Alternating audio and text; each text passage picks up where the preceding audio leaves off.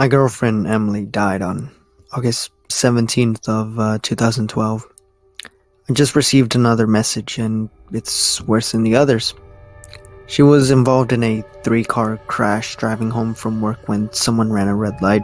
She was dead within minutes at the scene. We had been dating for 5 years at that point. She wasn't big on the idea of marriage. It felt erratic, she said. Gave her a weird vibe.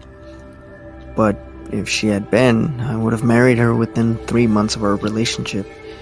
She was vibrant, the kind of girl that you would choose dare every time.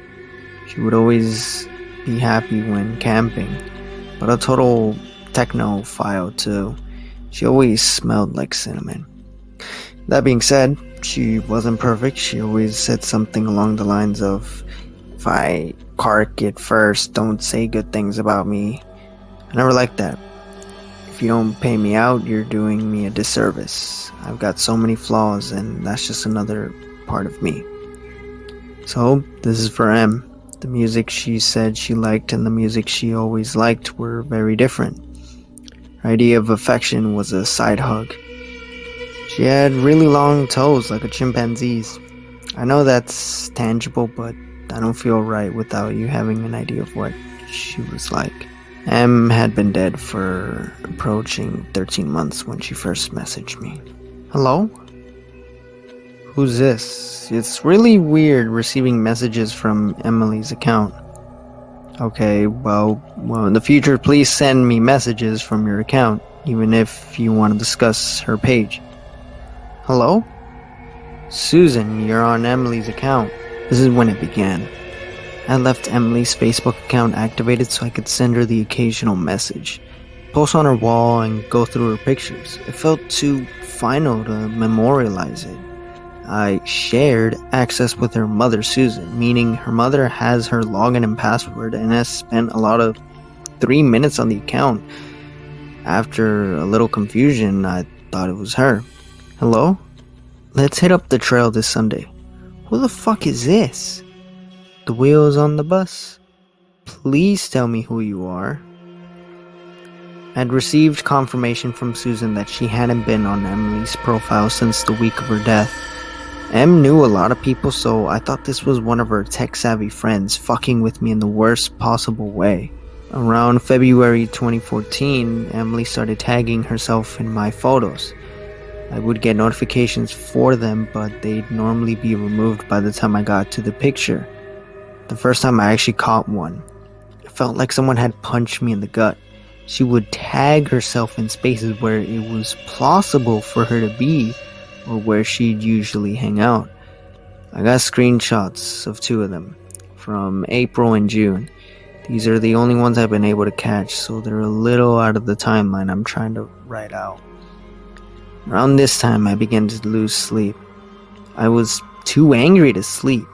She would tag herself in random photos every couple of weeks. The friends would notice and thought it was some fucked up bug. I found out recently that there have been friends who have noticed and didn't say anything about it. Some of them even removed me from their Facebook friends list. At this point, you may be wondering why I didn't just kill my Facebook profile. I almost wish I did. And I did for a little while. On days when I can't get out there, it's nice to have some friends to chat with. It's also nice visiting M's page when the little green dot isn't next to her name.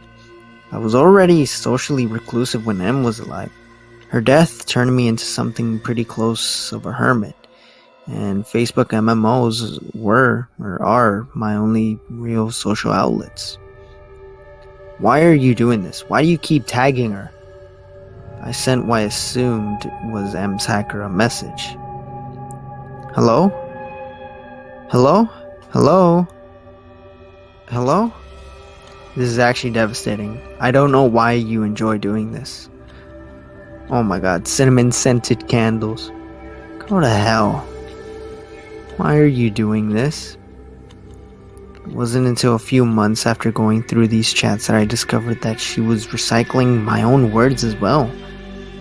My response seems kinda lackluster here. I was intentionally providing her with emotional bait. This is actually devastating. To keep them interested in their game. I was working off the assumption that the kind of person who would do this is the kind of person that thrives off the stress of others. I was posting in tech forums trying to find a way to find this person, contacting Facebook. I needed to keep them around to gather evidence, per se.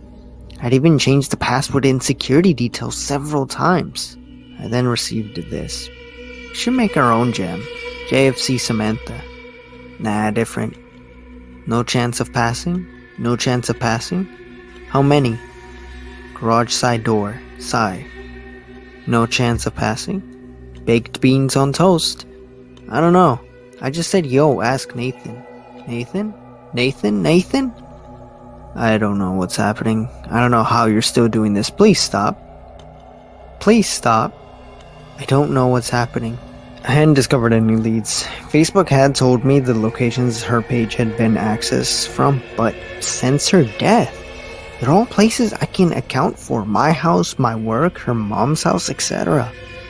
My response here wasn't bait. Yo, ask Nathan was an inside joke that's too lame worth explaining, but seeing her say it again was absolutely fucking crippling. My reaction in real life was much less prettier. Her last few messages had started to scare me, but I wouldn't admit it until this point. I don't even have words for this.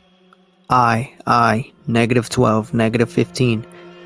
My jumper's in the dryer and it's really cold out. Really cold. Cold. Nathan, please stop. Cold. Freezing G. I don't know what's happening.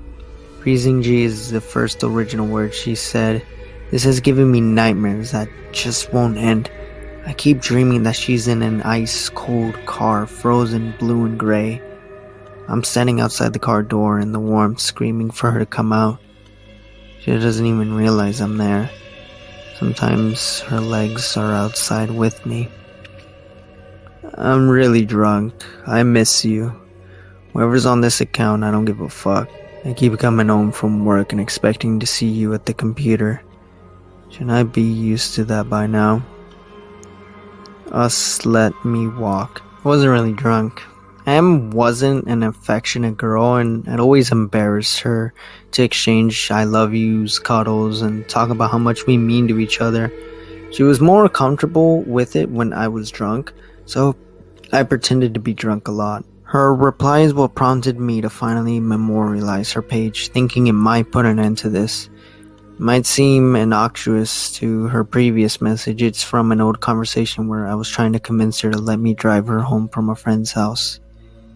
The collision, the dashboard crushed her. She was severed in a diagonal line from her right hip to midway down her left thigh. One of her legs was found tucked under the back seat. Gray Street somewhere. Hey, you on your way? When you see this message, please ring me straight away.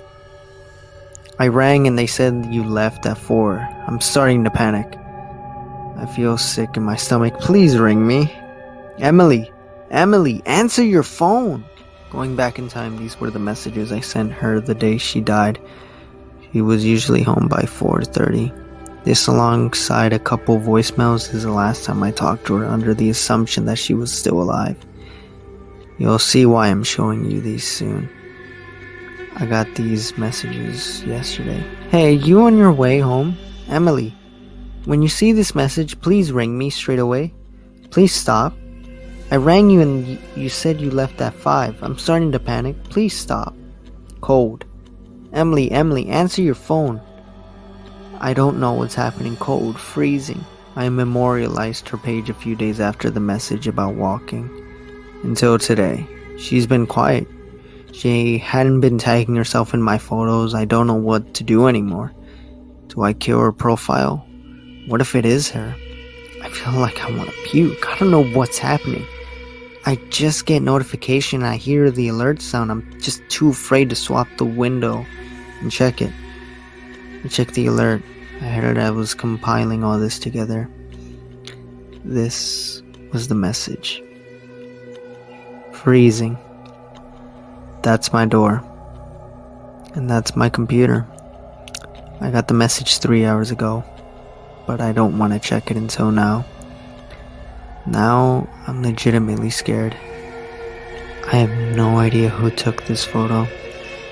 I'm on my tablet in my garage. Zen for now. Going to drive to a friend's. Forgot to open the garage door in my panic, so building up the nerve to get out to do that now. And just like that, another good story comes to an end. So let's talk about it.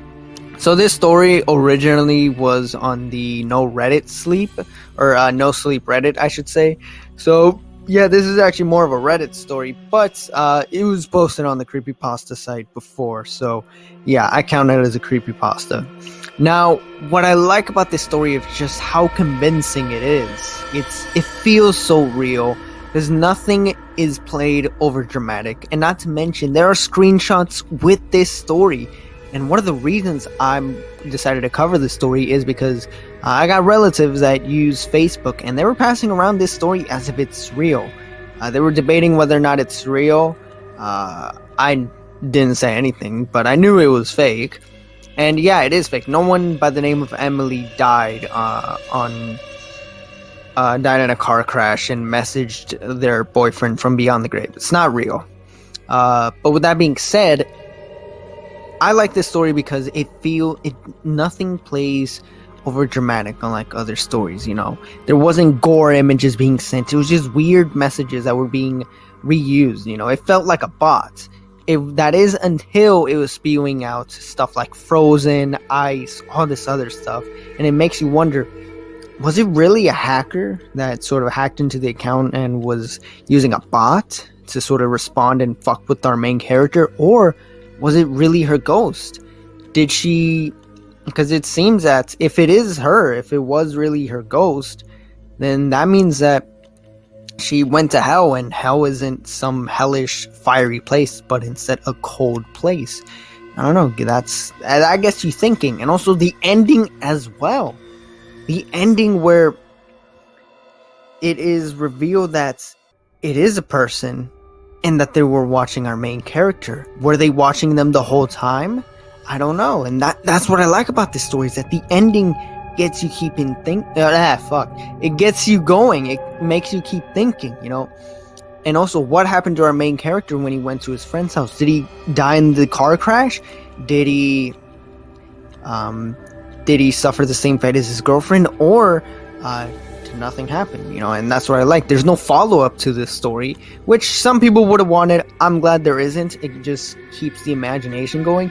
And also, one thing I like about this story is that the main character goes every possible way of trying to explain this, or trying to figure out what is going on.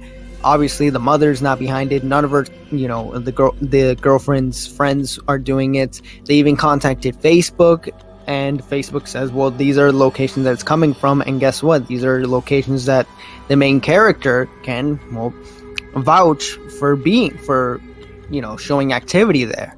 So that's what I like about this story, is that it tries every possible way to explain this, but there is no explanation at the end of the day. And that's why this story is definitely one of the best. It's definitely a really good one, and a lot of people should, you know, talk about this one. I wouldn't say it's underrated, but it's not talked about that much. Anyways, with that being said, thank you guys for watching. Like, comment, subscribe. Don't forget to check out my other videos. Link will be in the description below of the original story. And with that being said, I am out.